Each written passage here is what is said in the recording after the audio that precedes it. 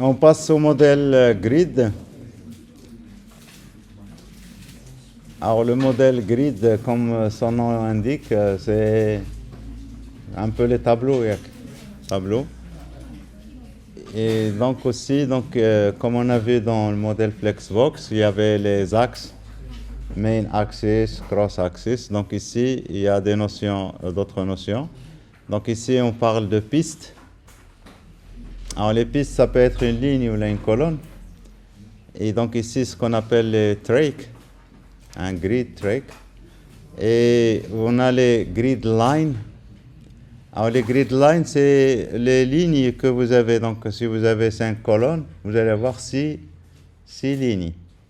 Alors les lignes, donc, vous les avez verticalement et vous les avez aussi horizontalement. Et donc avec les lignes, on verra qu'ils sont numérotées. Et puis on a les grid areas. Donc areas, c'est les plages. Et donc une plage, donc ça peut être un ensemble de cellules. Et puis une grid cell. Grid cell, c'est le plus petit élément. Et puis entre les cellules, on appelle ça le grid gap. Gap, donc c'est la distance qu'on va mettre entre les différentes cellules. Donc ça, c'est juste au niveau terminologie. Maintenant, au niveau de la réalisation, par rapport à ce qu'on a vu tout à l'heure, display flex, donc ici, ça va être display grid.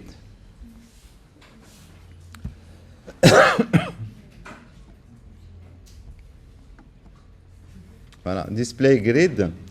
Et maintenant, on veut créer une grille. Eh bien, pour créer une grille, la même chose comme on avait vu tout à l'heure dans le modèle Flexbox, il faut savoir que la direction compte.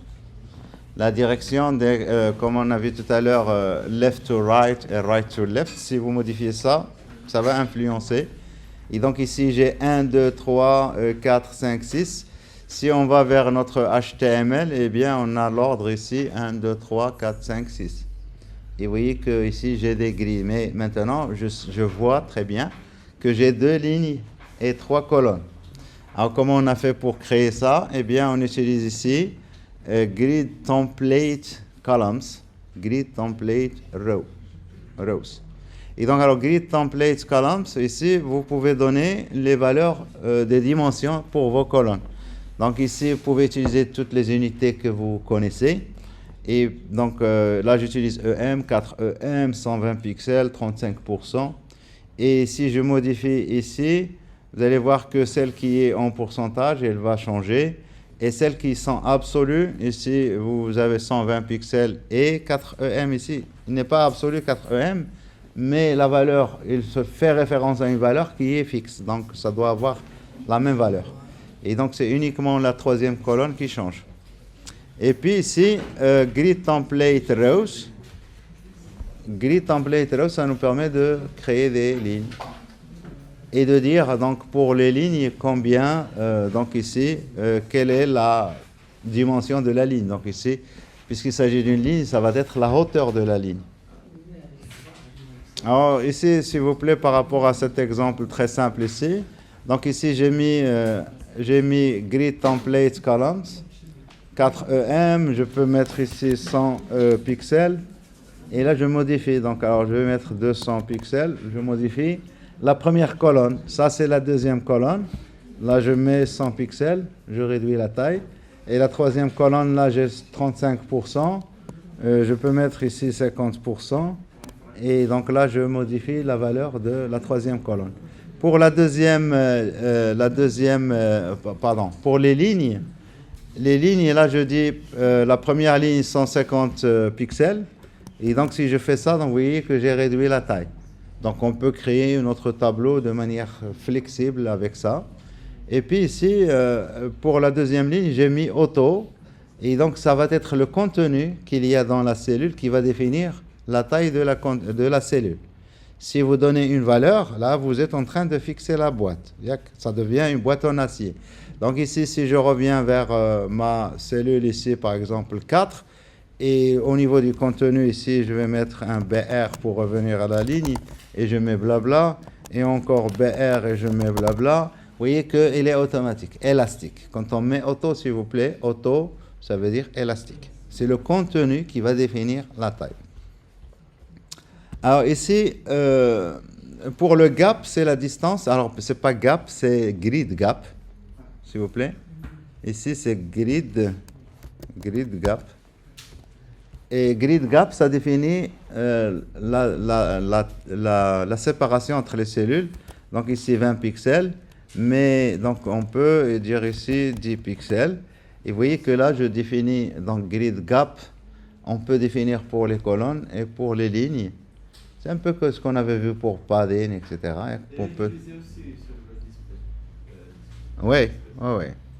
Donc ici, donc vous voyez que donc alors pour grid gap, je pense row, grid gap column. Pour si on veut donner juste pour un, mais sinon donc on peut donner les deux. Donc ici je mets 0 pour les lignes. Voilà, donc ça c'est les colonnes et ça c'est pour les lignes.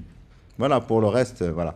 Donc on peut créer notre tableau très facilement avec juste tout simplement display grid et grid template column et grid template row.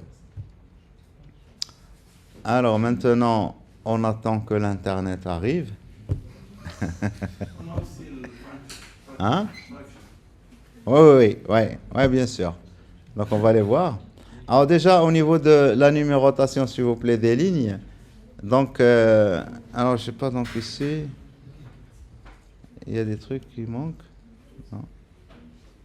Voilà, donc il y a quelque chose qui manque. C'est juste, donc je vais remettre mon...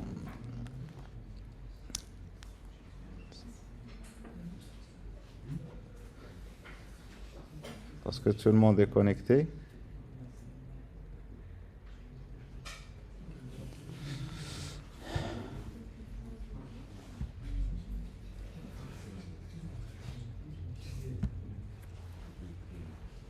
Voilà.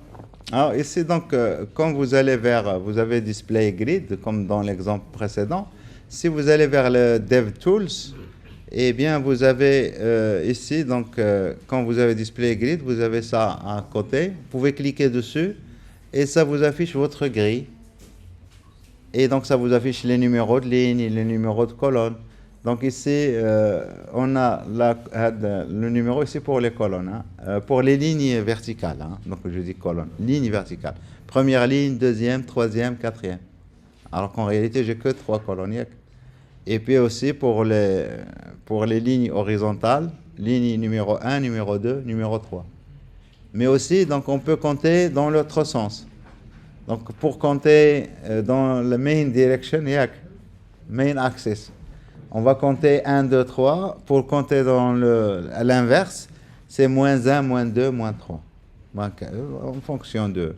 Et donc, vous voyez ici, 4, ici, c'est moins 1, moins 2, moins 3, moins 4. Et la même chose ici, verticalement. Ça représente exactement la même ligne. C'est la ligne 2 ou c'est la ligne moins 2. Pour notre exemple ici. Ça, c'est la ligne 3 ou la ligne moins 2. Et donc, vous allez voir l'intérêt de ça. Donc au niveau de la numérotation. Alors voilà, donc ici, quand on définit des cellules, enfin une grille, on va définir avec grid template rows et grid template columns, mais on peut aussi utiliser des unités. Et donc ici, au lieu de dire quelle est la largeur, etc., on peut utiliser, comme on a fait tout à l'heure, je sais pas, 25 EM, etc., donc en pixels. Eh bien, on peut aussi utiliser min content, max content, fit content. Ça nous permet de gérer le contenu, la largeur ici va être en fonction du contenu. Et quand vous utilisez min content, eh bien, il va prendre le plus petit mot et il va s'adapter à ça et ça va revenir à la ligne automatiquement. Vous mettez max content, eh bien, il va essayer de mettre le maximum. Et puis, avec fit content, vous voyez qu'on a les parenthèses ici, on peut donner une valeur. Et donc, on va lui dire de s'adapter à cette valeur. Et puis, on a, comme vient de dire votre camarade, fraction. Ça, c'est une nouvelle unité. Et donc, une fraction, Et c'est un peu comme ce qu'on a vu tout à l'heure au niveau si vous vous souvenez de grow et de shrink. Quand on a un espace en plus, eh bien cet espace, on va le découper en morceaux. Et donc ici, on va pouvoir dire, on va calculer les choses automatiquement. Et puis s'il y a de l'espace en plus, on va donner des fractions, un certain nombre de fractions à chacune des colonnes. Voilà. Oui, oui, bien sûr. Alors ici, et puis bien sûr, donc on a ici des fonctions. Alors il y en a plusieurs que je ne traite pas ici dans les slides, mais le but ici toujours de mon cours, c'est de vous donner un aperçu général. Et donc il y a beaucoup de fonctions, par exemple, il y a min, max, etc. Mais ici, répète, imaginez que je veux créer un tableau qui contient 10 colonnes. Est-ce que je dois répéter 100 pixels, 100 pixels, 100 pixels, 100 pixels? S'il s'agit de la même unité, donc si vous devez répéter la même chose plusieurs fois, vous faites repeat 5 fois, virgule, ce que vous voulez répéter. Et donc ici, je fais par exemple repeat 5 fois une fraction. Et il va me répéter ça 5 fois. Et donc c'est pratique donc d'utiliser des unités. Parce que très souvent, quand je veux créer par exemple, je sais pas moi, une grille pour représenter une calculatrice. Calculatrice, c'est des boutons, etc. Et donc c'est un tableau. Eh bien, si je veux faire ça, ben, je vais utiliser quand même repeat parce que ça va me simplifier la vie. C'est la même chose qui va se répéter, donc c'est pas la peine de l'écrire 10 fois ou 6 fois. La même chose, donc ça s'utilise à la fois pour les lignes et les colonnes. Donc ici, vous pouvez tester, ici j'ai mis ici min content, voilà ce que ça donne. Et donc là, j'ai fait repeat 3 fois, 3 times, min content. Et donc voilà ce que ça donne. Si vous faites la deuxième ici, max content, vous voyez que ça change ici. Ça va prendre le maximum. Vous voyez que ici, la partie, il y a une partie qui est partie. Une partie qui est partie. Et le dernier ici, c'est donc on va lui dire fit content. Et là, je lui précise exactement 18 EM. Je lui dis alors ici, peut-être ça va pas en fonction du contenu. Mais ici, donc on va lui dire de faire les choses. Alors je lui dis juste 2 colonnes. Vous voyez, donc on peut faire ce qu'on veut. Alors, si je veux lui dire une colonne, une seule, donc je donne ici juste une seule valeur. Mais, s'il vous plaît, vous pouvez mélanger. Donc je lui dis ici 100 pixels. Là, c'est la deuxième colonne que je crée et je lui dis là, je veux 100 pixels. D'accord? Et donc la première colonne, même si j'ai fait ici repeat, ici repeat, ça n'a pas de sens. C'est-à-dire, autrement dit, j'aurais dû faire tout simplement ça, fit content, 28 EM, et le reste, ça c'est pour la première colonne. Donc si je mets maintenant 18, si je mets 8, vous voyez que ça se réduit, etc. Alors après, on a la notion ici de faire ce que vous avez l'habitude de faire dans les tableaux, la fusion de cellules. Et donc quand on fait des grilles, c'est une fonctionnalité qui est vraiment importante. Et donc pour pouvoir faire les fusions de cellules, ben, il faut aller vers la cellule que vous voulez. Donc comme on a vu dans les tableaux, il faut aller vers la cellule et lui dire de s'étendre sur tant de colonnes et sur tant de lignes, ou ou l'une des deux. Et donc là, on va vers la cellule et on va lui dire grid column et grid row, et on va donner sur combien de cellules on va s'étendre. Alors il y a plusieurs syntaxes pour faire ça. Et donc le plus simple, par exemple, je prends ici 2 exemples. Pour item 2, les WADA, ici. Et donc je lui dis grid column, auto, et là slash, et je lui dis span 2. Alors qu'est-ce que cela veut dire? Le premier terme ici, c'est je lui dis donc automatiquement le numéro de la cellule. Prends je sais forcément le numéro de la cellule.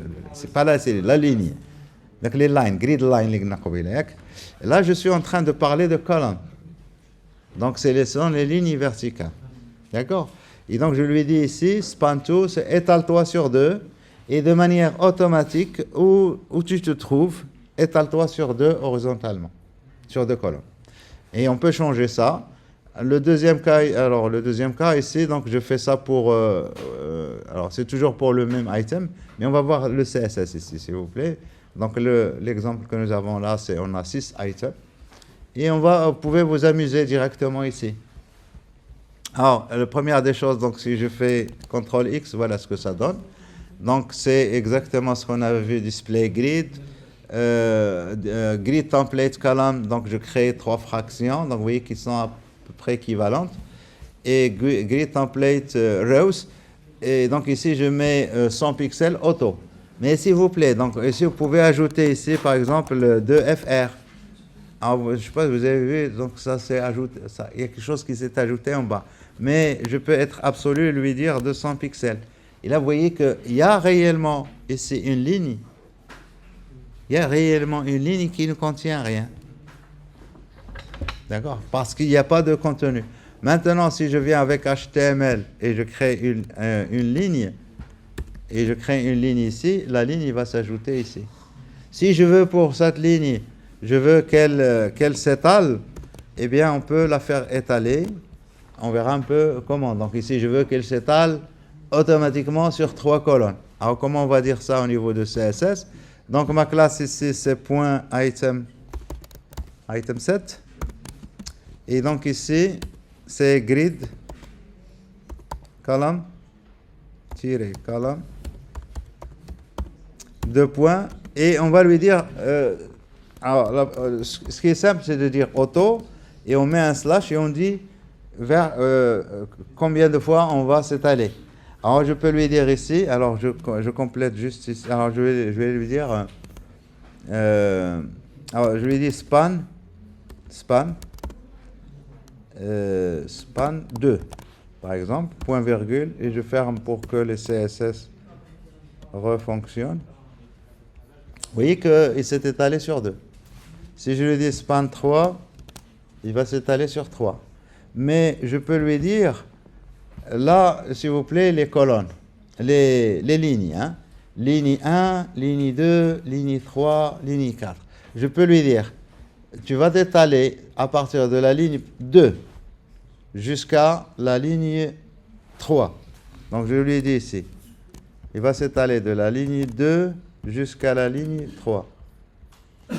Tac, tac. Je lui dis, étale-toi de la ligne 2 jusqu'à la ligne, alors, 1, 2, 3, 4. Jusqu'à la ligne 4. Et rappelez-vous, donc on a dit tout à l'heure que les lignes, ligne 1, 2, 3, 4. Je peux compter de l'autre côté, moins 1, moins 2, moins 3, moins 4. Et donc je peux lui dire ici, si vous avez un grand tableau, je n'ai pas envie d'aller compter, je veux aller jusqu'à la fin, ben je lui dis d'aller jusqu'à moins 1. D'accord? Et puis, la même chose, donc ici 2, c'est ici moins 1, moins 2, moins 3. Donc, je peux lui dire ici de moins 3. Ça reste pareil. D'accord? Alors, maintenant, donc, on prend la cellule 4 ici. La cellule 4, je veux qu'elle descende en bas. Je fais quoi? Donc, c'est item 4. Donc, on crée la structure. La structure, voilà. Et donc, alors, pour notre item 4, donc, on va faire ici, donc, alors, ça, c'est grid column. Je m'étale sur les colonnes. Donc, là, je veux m'étaler sur des lignes. Donc, c'est grid row. Grid-row, 2 points, et la valeur. Bon, on lui dit, alors, ici, on peut lui dire, allez, auto. Hein, on peut commencer par auto, et slash, et 6 span 2. Étale-toi sur 2 de manière automatique. Mais on peut être très précis. On peut lui dire ici, donc, alors, ligne 1, 2, donc à partir de la ligne 2, et là, vous allez voir que ça ne va rien changer. Et donc, je veux qu'elle aille jusqu'à ici, et donc, alors, je vais lui dire ici, jusqu'à 1, 2, 3, 4. Donc, jusqu'à 4. Ça ne change pas. Mais si je lui dis jusqu'à 5, en réalité, qu'est-ce qu'il a fait ici? Il a ajouté ici une ligne ici. Il y a une ligne qui s'est ajoutée. Mais il n'y a pas de problème. Donc, je dis 4, vous voyez que c'est pile. Donc, voilà un peu. Donc, vous voyez ici maintenant, donc déjà, on peut créer une cellule, une structure. Et sur cette structure, donc, on peut faire en sorte qu'elle soit, qu'on fasse des fusions, etc. Alors ici, très rapide. Alors, je ne sais pas quel slide j'ai encore là. Voilà. Donc, on fait juste un petit exemple. Donc, c'est juste pour vous montrer ça. Et ça, vous pouvez peut-être l'utiliser dans des cas réels. Donc, je reprends notre page de tout à l'heure. Et on va créer ici des box. Allez, des points box. Point. Allez, donc on va mettre item dollar. Que multiplie. On va créer 10 fois 10 fois 100.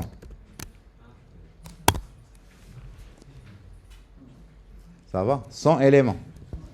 Et j'aurais dû, donc ici, faire CTRL Z. On va mettre ici une container, point container, qui contient ça.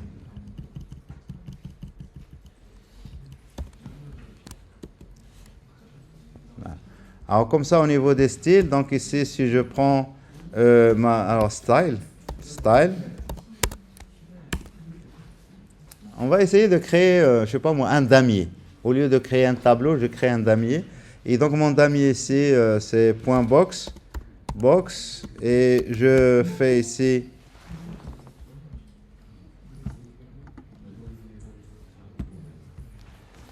alors on va mettre ici un width de point 30 pixels, point virgule, height de point 30 pixels, et puis on va mettre tout simplement, donc on va mettre une background color, et on va mettre un gray pour nos cellules. Et le conteneur, c'est point container, et là, on va lui dire display grid. Et lui, alors, est-ce qu'on doit lui donner une largeur ou non? Donc, on va le laisser libre. On va espérer qu'il va s'adapter. Mais pour qu'on voit le container, on va lui donner déjà une bordure pour qu'on le voit. Hein? Border, 1 pixel, un solide, red. Et puis alors maintenant, on va créer les lignes et les colonnes. Donc c'est grid, template, columns. Et donc on va utiliser maintenant repeat. Vous voyez que repeat ici, ça va être plus adapté. Donc je veux que ça se répète 10 fois. Et on va lui dire tout simplement un FR. Et on fait la même chose pour columns, pour rows. Et donc on peut d'ores et déjà tester pour voir. Un gap, oui, si on veut. Alors qu'est-ce que ça fait ici? Alors grid template.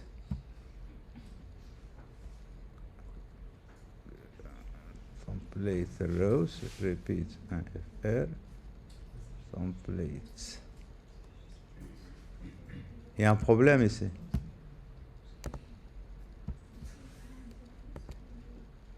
Alors, c'est quoi ça? Template, c'est au singulier.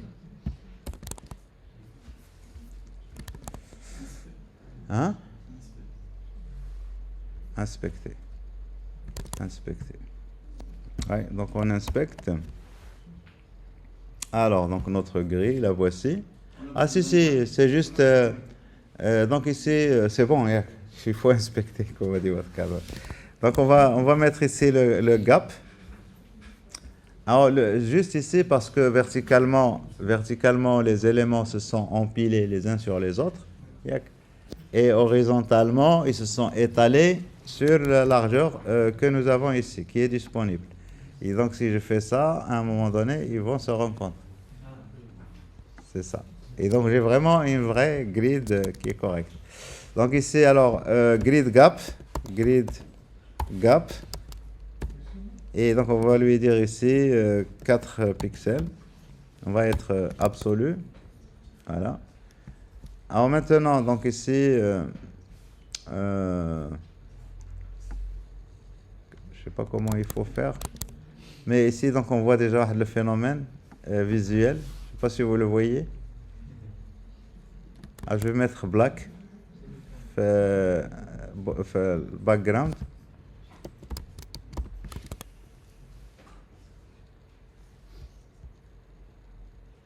Vous voyez le phénomène entre les cellules là? Vous voyez les points noirs qui apparaissent et pourtant c'est blanc. Alors j'augmente un peu le gap.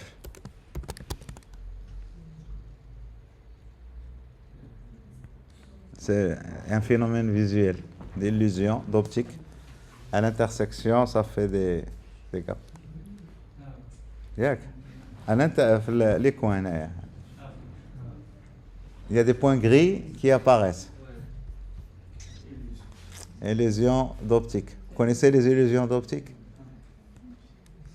Ça veut dire que ce que vous voyez n'est pas réellement ce qui est. Hein. C'est vraiment des fois...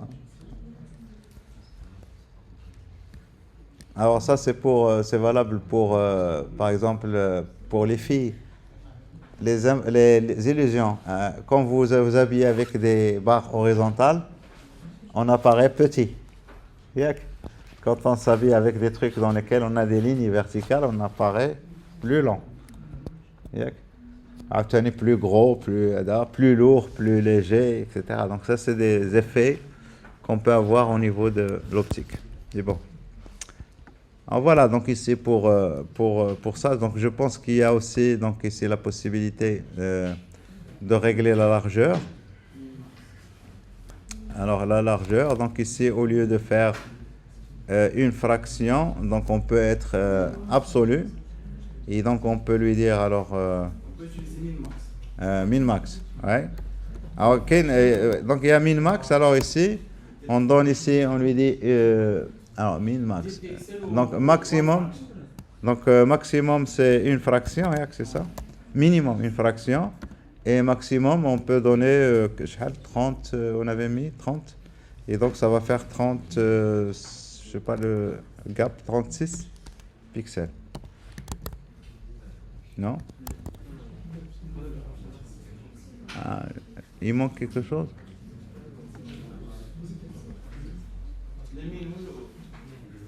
CTRL X. Ouais. Hein? Vous êtes sûr? Moi, c'est... Voilà, donc ici, ça... Donc ici, si j'augmente... 36, c'est grand. Là, ici, ça... Donc, min-max, d'abord le min, ça marche. ولكن هذيك une fraction, celle que j'ai mis ici, le deuxième, une fraction, ça s'agrandit. Donc il faut donner directement ici, il faut être absolu flucadienne. Mais je pense qu'il y a 36. Est-ce que les lignes, c'est quasiment auto, hein? Là, si vous mettez auto, c'est le contenu qui va fixer. Donc ici, le conteneur. Alors quand je mettais une fraction, l'espace qu'il y a ici, il va être ajouté automatiquement entre les différents éléments.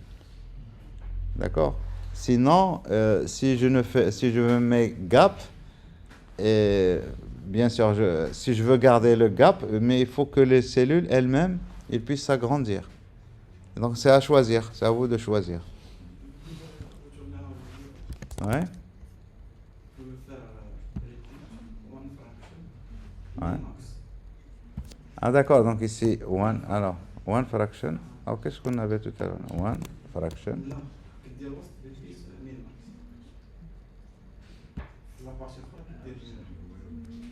D'accord, donc CTRL X. Alors j'avais mis min-max, min-max. C'est one fraction, c'est ça. لا one fraction هذاش min-max. Ah d'accord, donc one fraction. لا بلاتي. One fraction. D'accord, repeat ici. Ok, donc repeat, il faut dire combien de fois, donc ça on ne touche pas. Je vais répéter 10 fois. Add min-max. Qu'est-ce qu'on répète? Alors si vous dites ici one fraction, add vous dites min-max, vous voulez répéter une fraction, min-max, une fraction, min-max. Vous répétez deux choses. Oui, mais donc il y a des choses à vérifier là, mais ça ne doit pas exister.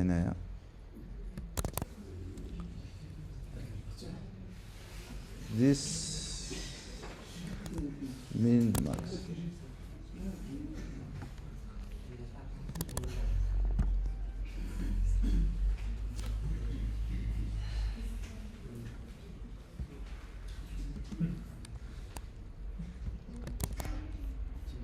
J'actualise.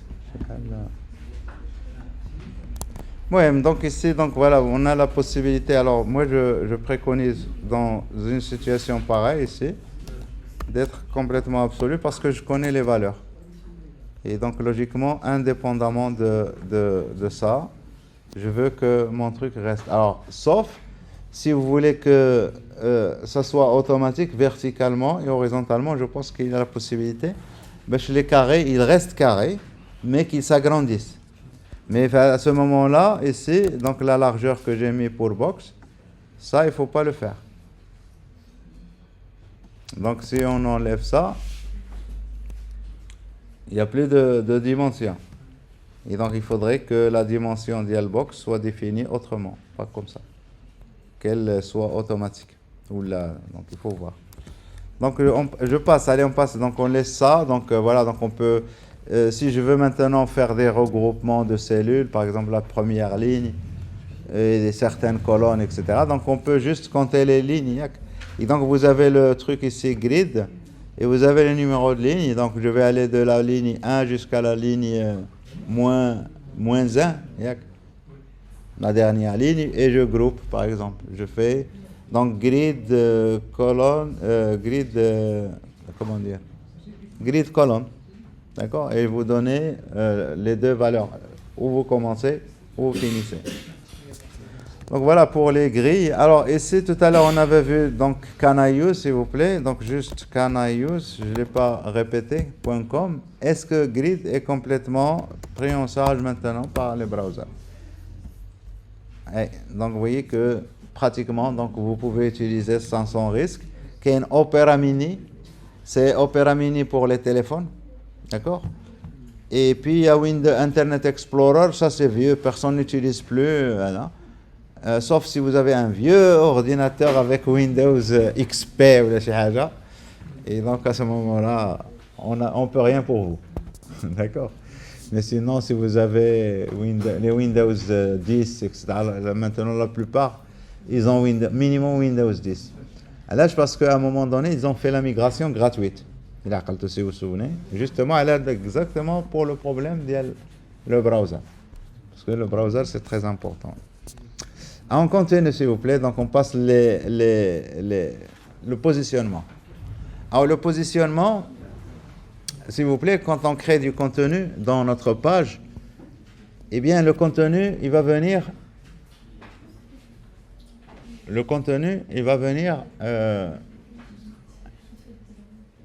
les uns à côté des autres. Le contenu d'un élément, il sera calculé en fonction de quoi? En fonction de ce qu'il y avait avant.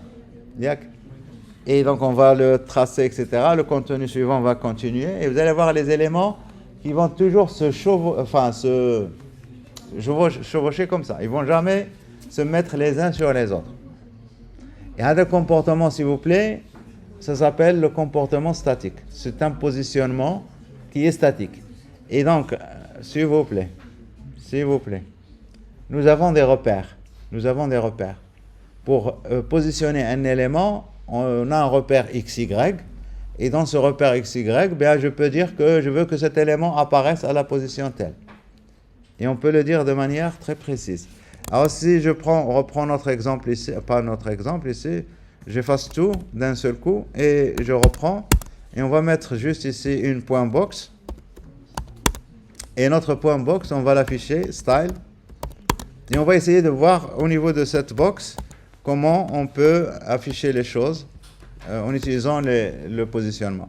Donc ici, pour ma box, je vais quand même lui donner une largeur et une hauteur. Comme ça, on va la voir. Donc 100 pixels et une hauteur de 100 pixels. Et on va lui donner un background qui va être black. Voilà. Donc si j'affiche ma boîte ici, alors pas ça, ma boîte, eh bien, il apparaît ici. Ah, maintenant, la question, je veux la positionner, moi je veux qu'elle soit ici au centre, ou là en haut, ou là en bas à droite. Eh bien, comment on fait?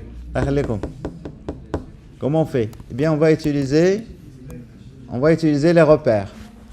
Alors, les repères X, Y, s'il vous plaît.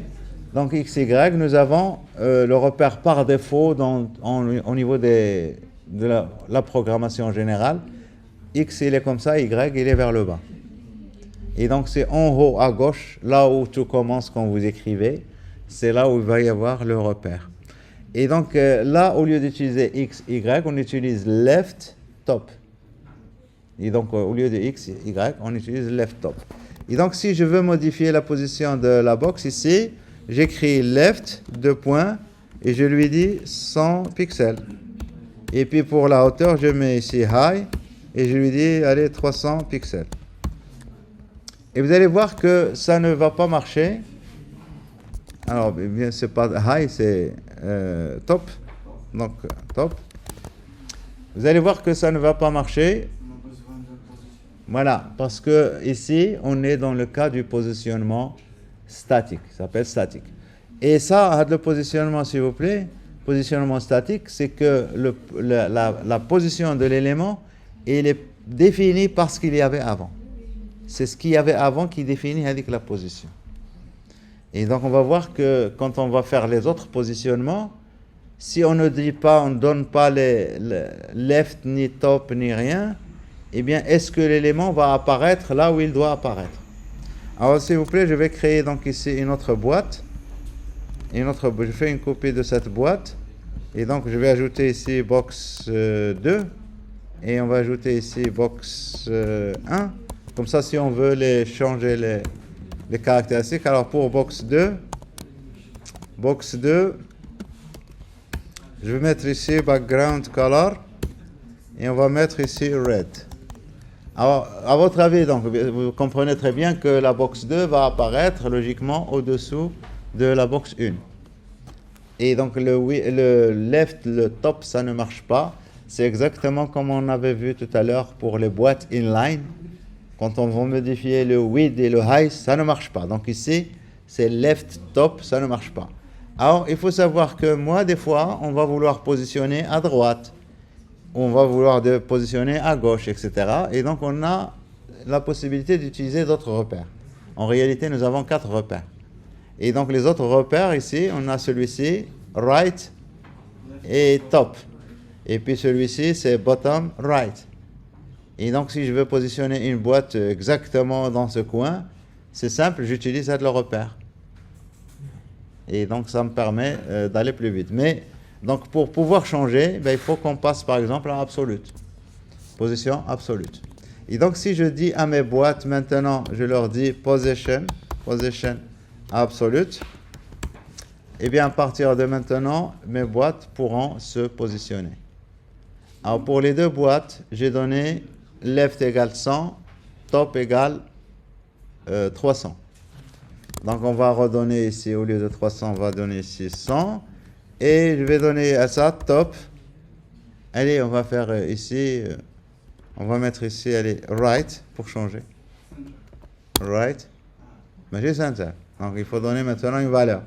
Right 0. Alors, j'ai donné ça à la rouge. C'est bien ça. Right 0. Box. Tu as besoin de position.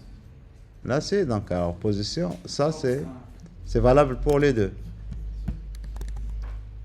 Ça n'a pas marché. Est-ce que c'est box 2? C'est bien box 2. Hein, c'est rouge. Et box. Donc, logiquement, la deuxième boîte aussi, elle doit se positionner. Alors, je lui dis ici, left.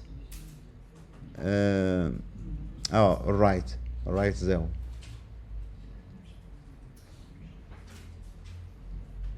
مشكلة هيك. Alors ici, donc, je vais faire les choses de manière séparée. En général, ça ne doit pas poser de problème. Hein. Donc, je fais les choses de manière séparée. Comme ça, on va éviter. Donc, je donne ici, pour la boîte 1, c'est la boîte noire. La première, elle est noire. Et donc, je donne left, top. Et pour la deuxième, Ici, j'ai donné right 0, donc là, voici c'est 0. Pourquoi l'autre est rouge? Ah, ok, donc c'est parce que j'ai mis... là, j'ai mis black. Ok, j'ai copié, j'ai fait copier-coller. Ouais. Donc ça, je supprime. Et donc, l'autre, il va être noir. Et donc, vous voyez ici, j'ai mis 0. Et donc, je peux mettre ici top 2.0. Et là, il va être précisément bien collé. Et donc, 0, 0, ici. Je peux la mettre, si je veux la mettre en bas, c'est, donc ici, right 0, bottom. Bottom 0. Alors, bottom, il y a quelque chose en plus. Bottom 0. Bien, Yak. Alors ici, donc, juste pour comprendre le concept, ici, je vais créer du contenu. Je vais créer une div qui contient des paragraphes. Alors, on va mettre une dizaine de paragraphes qui contient du lorem 23. Et donc, le contenu. Juste pour qu'on voit le contenu. Alors déjà, est-ce que vous comprenez que le contenu que j'ai créé maintenant, il est dans une div, d'accord? Et vous voyez qu'il est indépendant de ce que je suis en train de faire. Quand vous mettez position, votre positionnement va être adapté. Alors maintenant, que se passera-t-il? Le contenu que j'ai créé, il est plus grand que l'écran. Est-ce que vous êtes d'accord, Maya? Il est plus grand que l'écran, c'est-à-dire il y a du contenu en bas. Donc on va scroller. Et vous voyez que les boîtes ici, ils ont été positionnés. Les repères qu'on a vus tout à l'heure, ils sont liés par rapport à quoi, s'il vous plaît? C'est un peu spécial. Par rapport au, donc on va dire window, par rapport au document. Ouais. Oui, plus grand que document. Ouais. Donc il faut l'essentiel. Donc, mais ici, donc, qu'est-ce qui fait que ce que nous voyons là existe, c'est document. D'accord? Document, c'est le contenu. Et donc c'est ce contenu qui va s'afficher. Mais ici, donc le repère qui font référence au bottom, parce que bottom ici, il est spécial.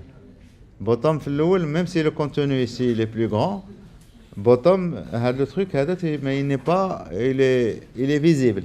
0, c'est l'écran. Donc il faut comprendre le truc. Mais quand vous le créez, il est lié au document. Parce que quand vous scrollez quoi? Vous êtes en train de scroller votre document.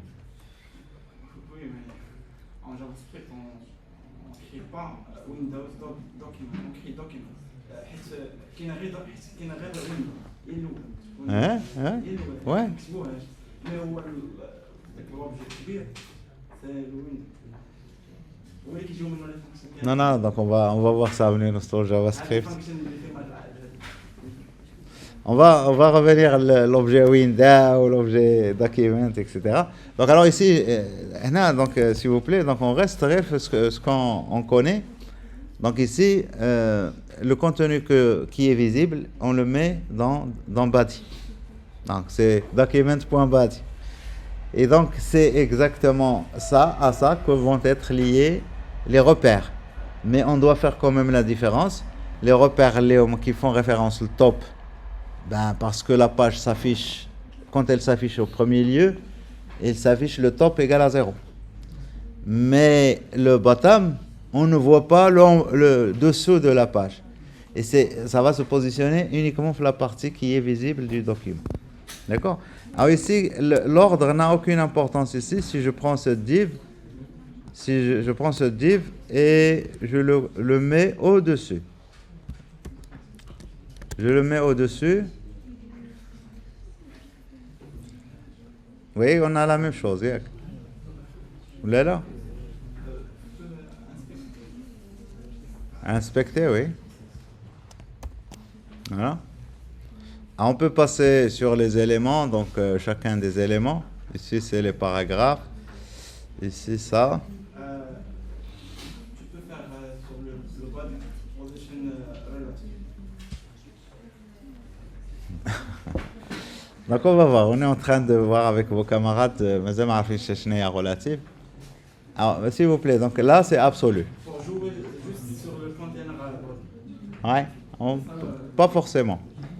Allez, on continue s'il vous plaît. Donc ici, quand on fait le positionnement, ça nous permet de se positionner par rapport au document. Donc si je me positionne par rapport au document, le document peut être plus grand que la partie visible de votre document.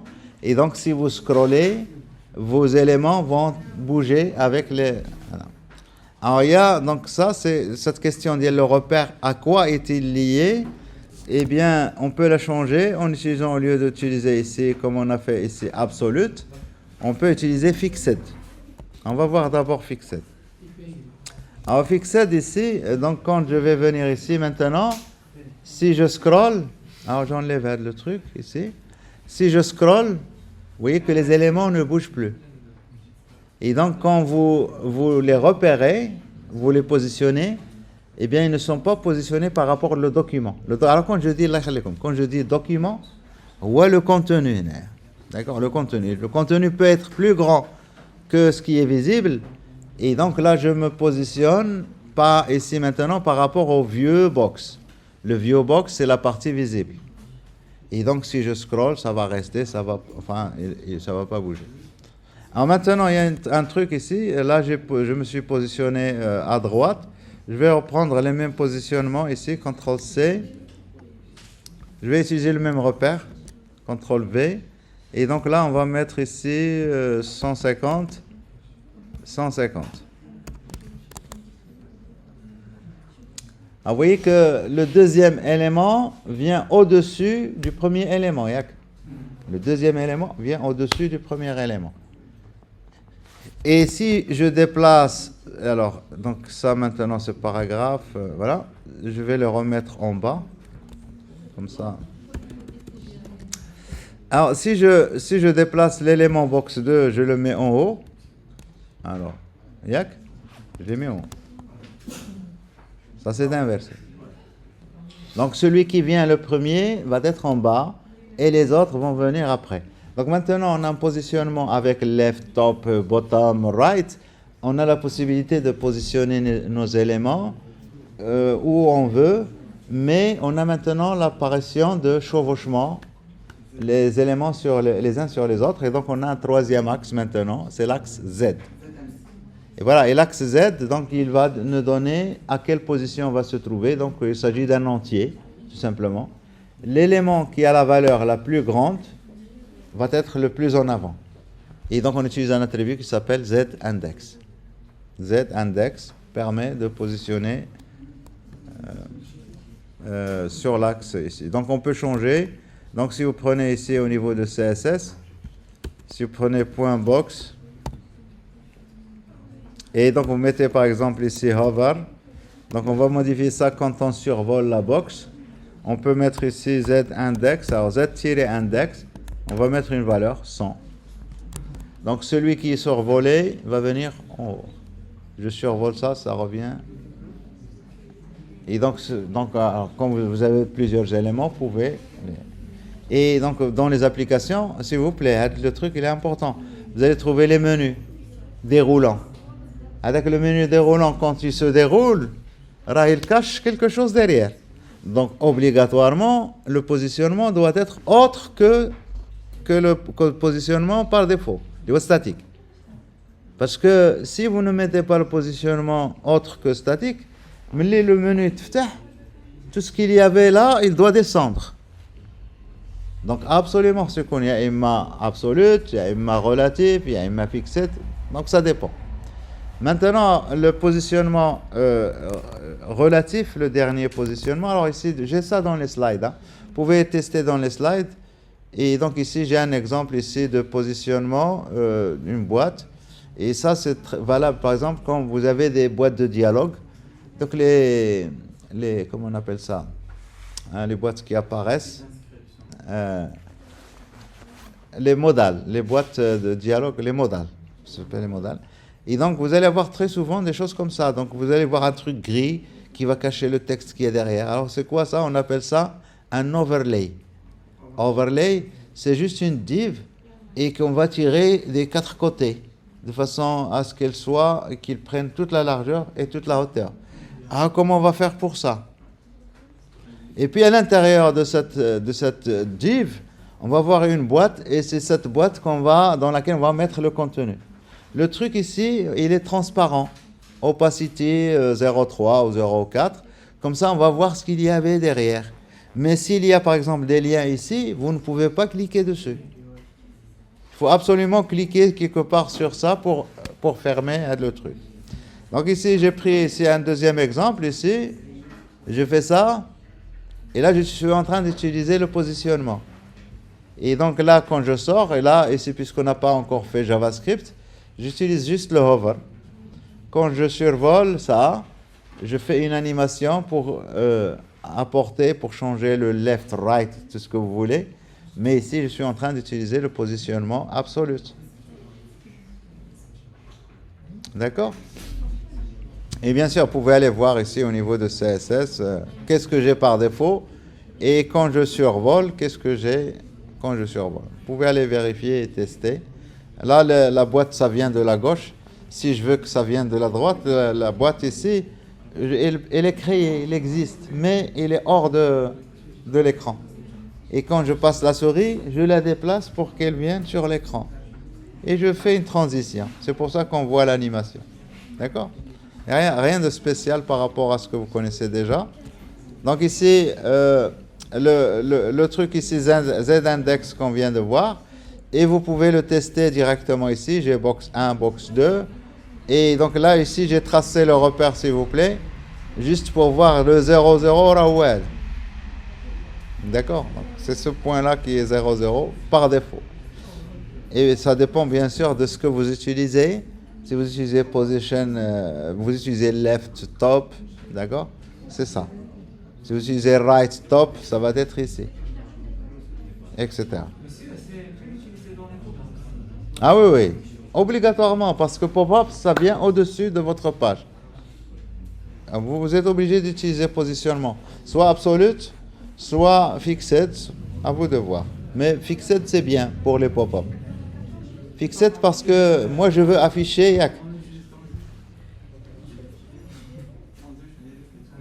Là, transition, c'est juste pour les animations.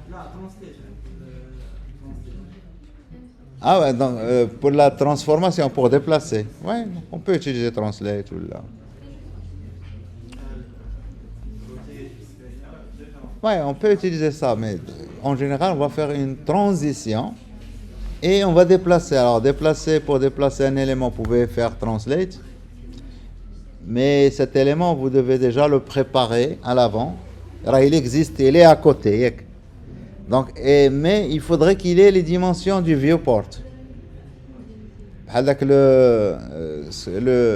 comment j'ai appelé ça? L'overlay. Je ne l'ai pas ici. Donc, l'overlay qui est gris, il doit occuper toute la largeur. S'il vous plaît, on fait de l'overlay. On fait l'overlay. Je veux avoir une div, notre page ici, là. Voilà. Je veux avoir une div qui occupe toute la largeur et toute la hauteur de la fenêtre. Comment on va faire? Alors on la met la dernière. Ou la première. Peu importe. Mais on a Z-index si on veut. Hein? Mais ici, donc, je fais l'overlay. Je dois le faire avant, comme ça, sans rien toucher. Les autres vont apparaître au-dessus. Donc ici, point overlay. Et c'est juste une div vide qui contient rien du tout. Et puis là, on va créer la classe. La classe point overlay. Point overlay. Et à l'intérieur, alors maintenant, donc position s'il vous plaît. Position. Qu'est-ce qu'on fait? Absolute, fixed? En fixed, c'est mieux, yak. Comme ça, même si on essaye de scroller, ça va pas. Si vous mettez absolute, si vous scrollez, vous allez voir le reste. Là, votre boîte va monter. Donc, on ne veut pas qu'elle bouge. Donc, on va utiliser fixed. Alors, après, maintenant, il faudrait qu'il occupe toute la largeur, toute la hauteur. Donc, comment on va faire? Left 0, top 0, déjà pour le coin haut. Et puis après?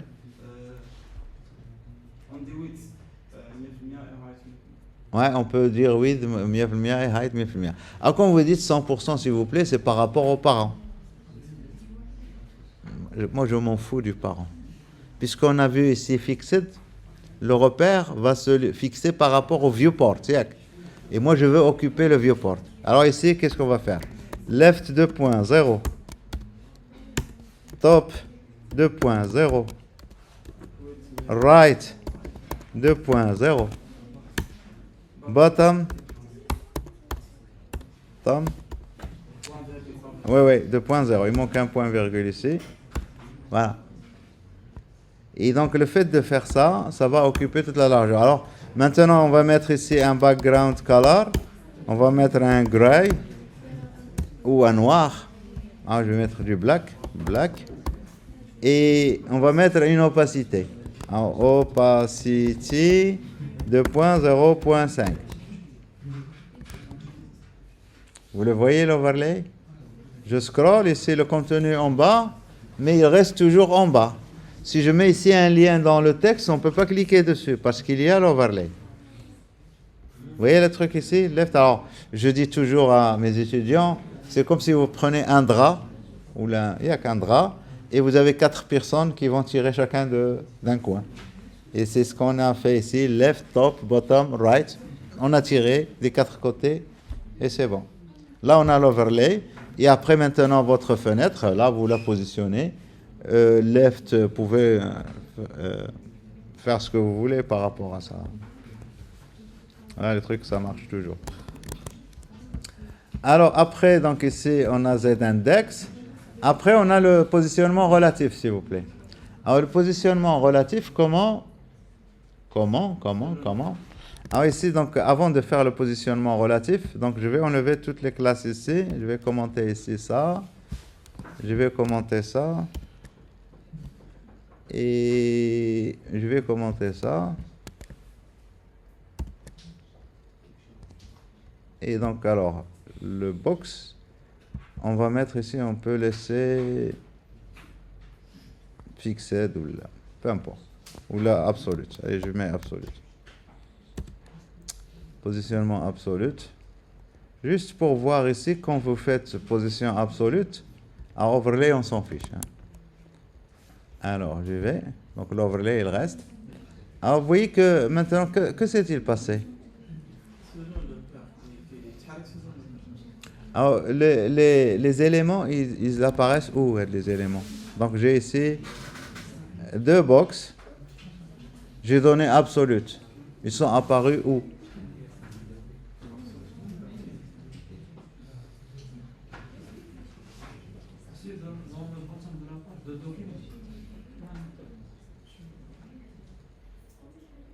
Là, j'ai donné largeur et hauteur, background, et j'ai fait ici position absolute. Alors, il n'est pas en haut, hein, donc si on va inspecter, vous voyez ici. Alors, il y a de l'espace, il y a de l'espace. Alors, ici.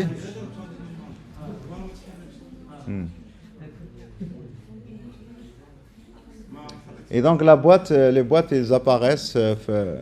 Donc, ici, avec le 0, 0, le repère, il est défini par la boîte qui est externe.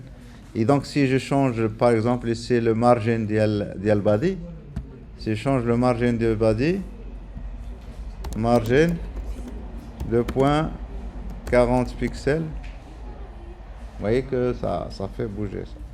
Alors, c'est important donc de dire left 0, top 0, comme ça vous allez fixer par rapport en haut, ici, là, tout en haut. D'accord? Mais ici, les deux boîtes, là, les deux boîtes, les deux divs, vous voyez que la boîte noire, elle est au-dessus de la boîte rouge. Alors, qu'est-ce qui a fait que la boîte rouge, noire est au-dessus? C'est l'ordre ici. Si je change l'ordre, maintenant, on va voir la boîte rouge. Alors maintenant, si je change ici le positionnement, exact, je touche à rien, je mets juste maintenant relative. Vous allez voir la différence. Alors regardez maintenant, relative, qu'est-ce que ça fait? Tout à l'heure, les boîtes Coulomb, ils sont venus à 0, 0. D'accord? Enfin, pas 0, 0. La valeur statique. Film dans le positionnement absolu. D'accord? Maintenant, la position, et la position actuelle, si vous ne donnez pas votre position left, top, ce que vous voulez, la position, ça va être la position statique. Et à partir de cette position statique, vous allez avoir le repère qui va être lié à l'objet lui-même. Le repère lié à l'objet lui-même. Alors si je prends par exemple pour la boîte rouge, et je vais lui dire maintenant, rouge c'est ça, je vais lui dire maintenant, allez, donc je fais ici maintenant left, et je mets 150. Et donc on va voir qu'il va se déplacer de 150 par rapport au repère. Alors, j'ai donné aussi, ma chérie, left, j'ai donné left et top, juge. Alors c'est pas, en général, c'est pas ce qu'on fait. Donc le repère d'abord, ici. Alors c'était là, left et top. Et donc le déplacement, ici 150 comme ça, 150 comme ça. Alors, en général, quand on va utiliser maintenant la position relative, on ne va pas mettre 150. Allez bien, on va mettre une petite valeur, mais on sait que le repère, il est lié ici, à la position statique. Et donc à partir de là, le repère, on va pouvoir se déplacer à droite, à gauche, etc. Alors imaginez, vous avez un jeu de cartes, vous avez utilisé le modèle Flexbox, vous avez affiché les trucs, ils sont dans une position statique, et après, donc, on peut les déplacer par rapport à cette position, avec le modèle L. D'accord? Donc voilà, donc ici les différents modèles au niveau de... ici, relatif. Et puis, alors, fixed, on vient de le voir. Donc, alors, fixed, c'est utilisé pour les... Par exemple, pour les barres de navigation. Très souvent, c'est pratique parce que vous avez une barre qui reste là, même si vous scrollez. Et bien sûr, quand on scrolle, on peut réduire la barre. Après, quand on scrolle vers le bas, on peut agrandir avec la barre, etc. Mais la barre, en réalité, donc, il est fixé, il est positionné, fixé. Et donc, ce qu'on va changer, peut-être, c'est sa hauteur et son contenu. Alors, donc, ici, il n'y a rien de spécial. Donc, on peut faire ce qu'on a fait tout à l'heure. Au lieu de dire, allez, donc, on peut... alors, si on dit left 0, right 0, on peut dire ici, là, dans mon exemple ici, j'ai mis ici width 100%. J'ai mis top 0, c'est bien ça, header. Alors, ça serait peut-être mieux de dire ici left 2.0 et puis de dire right 2.0. Pile. Avec 100%, c'est un peu ça dépend 100% de qui? Du parent. Donc le parent, il faudrait qu'on fasse le margin, etc. Ça pose problème. Donc left 0, right 0. Et puis la hauteur, là, bien sûr, il faut la fixer. Après, le contenu, il va scroller. Et très souvent, on va mettre une opacité ou des trucs comme ça pour... Voilà. Alors après, le dernier, et l'un des plus intéressants aussi, c'est sticky. Position sticky.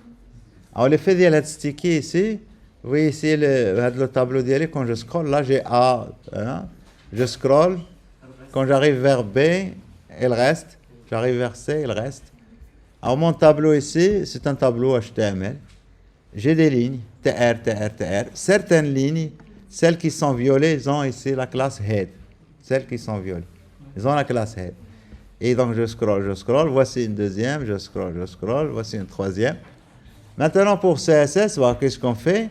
Eh bien, il y a deux choses. Il faut dire position sticky. Et deuxièmement, très important, il faut dire vous allez arrêter à quel niveau. Et là, vous devez donner soit top, soit bottom, à vous de voir. Et donc ici, là, si je lui dis 40 pixels, eh bien, ça va s'arrêter à 40 pixels. Si je lui dis 0, eh bien, ça va s'arrêter exactement à 0. Et là, on est pile à 0. Et chaque fois qu'un élément arrive là, ça s'arrête. Et ça peut être intéressant dans le cadre des tableaux ou les choses. Vous pouvez avoir des en-têtes et vous voulez que ces en-têtes ne bougent pas sur le tableau. Et donc ici, l'utilisateur peut scroller sur le tableau et vous allez avoir avec le truc qui ne bouge pas. C'est bien, ça peut être intéressant. Je pense qu'on a fini. Ouais, on a fini. Et donc voilà par rapport à CSS. Maintenant, il faudrait que peut-être que vous pratiquiez un peu CSS. Alors, première des choses à pratiquer, donc je vais vous donner ça. Alors, je pense que je veux qu'on crée un menu. Un menu, menu déroulant. Quand je passe, alors déjà, s'il vous plaît, vous allez créer, donc je vais vous dire ça oralement. Hein. Ou là, on crée le menu. Allez, on le crée en HTML. Donc, je crée une nouvelle page, index2.html. Et vous allez me faire maintenant les styles pour ce menu. Donc, point menu, qui contient un UL. On va rester simple. Déjà, on commence juste par un menu. Et donc, ce menu, il contient des LI. Et combien de LI? Donc, on va mettre LI fois 5. Et ces LI, ils vont contenir quoi? Donc, ils vont contenir des liens. Chaque LI va contenir un lien. Et ce lien, allez, on va mettre des crochets. Donc, allez, each ref, on va mettre juste un égal, un dièse. Et puis, quoi d'autre? Et ça doit contenir, à l'intérieur, ça doit contenir, donc, allez, link $. Voilà. Ça fait. Alors, je veux que ce soit un menu déjà joli au niveau de CSS. C'est la première des choses. La deuxième des choses, on peut créer des sous-menus. D'accord? Donc, pour chaque menu, ici, dans le LI ici, on peut créer encore une autre UL.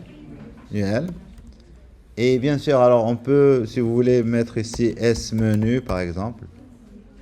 Alors ici, on a mis la div menu. On peut mettre ici la classe menu. Ici. Ça, c'est le menu parent, classe. Menu principal, classe menu. Et ici, S-menu, mon UL. Et donc, on peut avoir ici des sous-menus. Donc ici, je vais juste copier des liens ici, CTRL-C, et les mettre ici. Alors ça, c'est des sous-menus. Alors ici, donc je vais mettre ici le texte S-link, S-link, S-link et S-link. Alors ça, c'est un seul sous-menu qui est le menu ici, le lien. Alors, est-ce que je suis donc dans le premier LI, c'est ça? Voilà. Dans le premier LI, j'ai un sous-menu. Et quand je passe la souris, je veux qu'avec le sous-menu s'ouvre. Et je veux que ça soit, donc bien sûr, le menu, je veux qu'il soit horizontal. Et qu'on voit un peu les différents éléments, c'est des séparations. Et quand on passe la souris sur l'élément, je veux qu'on change la couleur, etc. pour qu'on voit qu'il s'agit d'un menu. Alors juste ici, je fais ça sur le tableau. Donc on a le LI qui contient le A. Le LI qui contient le A. Déjà le LI, si vous le représentez, il va voir, donc ici, link 1, vous allez voir deux trucs, donc il faut enlever ça. Et à l'intérieur, ça c'est un A. Et donc ici, on enlève ça, il faut que le LI, on voit un carré. On peut mettre la bordure, je ne sais pas moi, l'ombre portée si vous voulez. Et donc le lien ici, il faut que le lien occupe toute la largeur. Le lien doit occuper toute la largeur via le LI. Et en général, c'est le lien, il est, par rapport à ce qu'on a vu tout à l'heure, il est en display, quoi, comment? Si vous écrivez un lien et vous écrivez du texte après le lien. Inline, yes. Inline. Alors moi, je veux que, quand je passe la souris, je veux que je peux cliquer n'importe où. Comment on va faire pour pouvoir cliquer n'importe où? Alors il faut changer le comportement via le lien. À l'intérieur du LI, il faut que le lien soit bloc. Alors quand il va être bloc, il va s'élargir. Et quand il est bloc, si vous définissez donc le LI, je ne vais pas définir sa hauteur, je peux définir la hauteur du A maintenant. La hauteur du A, puisqu'il est bloc, je peux changer sa hauteur. Et le LI, il va s'adapter automatiquement. Donc, vous voyez le truc élastique. Qu'est-ce qu'on va changer, qu'est-ce qu'on ne va pas changer. Et donc ici, ça c'est important pour le lien. Après, donc tous mes liens vont être les uns à côté des autres. Il faudrait mettre une marche entre ces liens. Alors, vous pouvez utiliser le modèle Flexbox. Flexbox, c'est une seule dimension. Donc on n'a pas besoin de grille ou de cadre. Mais quand je passe la souris sur un élément, il faudrait que j'affiche les sous-éléments. S'il y a des sous-éléments. Et on peut faire en sorte que ça soit infini, rien qu'avec CSS. Et bien sûr, le menu, il va y avoir du contenu derrière.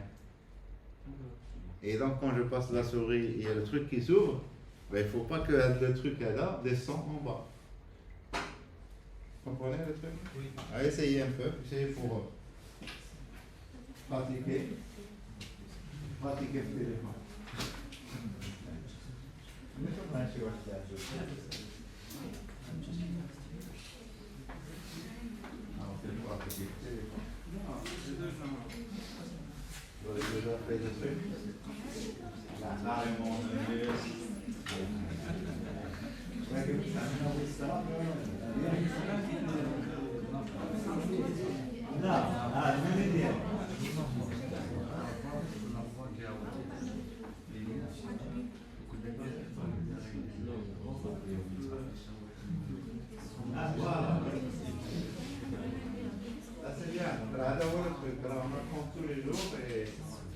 Bien sûr, donc à des menus, on peut utiliser, vous n'utilisez pas JavaScript. Alors, moi j'ai, au niveau CSS, donc j'ai déjà fait un truc avec du pur CSS. Mais ça fait longtemps que j'ai fait ça, hein. svg.dive.net. Alors, le menu que vous voyez ici, ça c'est du pur CSS. Maquet JavaScript. C'était juste un truc, un exercice pour moi. Donc, je veux faire un menu avec du pur CSS. Avec des menus, des sous-menus. Donc, la Flexbox, la grille, je pense que c'est fait avant l'implémentation. Hein? Ah oui, vrai, quand vous faites Harvard, attention. Le problème, les trucs ici, quand il est positionné, خصك ما تخليش un gap. اسمعني. أنا فوق هذه أفيشيتها من اللي هوفريت هذه. خص ما يكونش ان جاب لان ملي نخرج من هذه تقدر هذه تحيد بحالها. خص نصاوب الطريق ياك اسكو كومبروني. خصني باش ملي نحرك لا سوري ندوز نيشان الفوق هذه قبل ما هذه سميتو نخرج من فوق ما خص. المهم حيت جيتيليز هذا لو هوفر. Alors juste ici, donc vous allez vous exercer un peu. Le fait de créer juste un menu horizontal ou un menu vertical.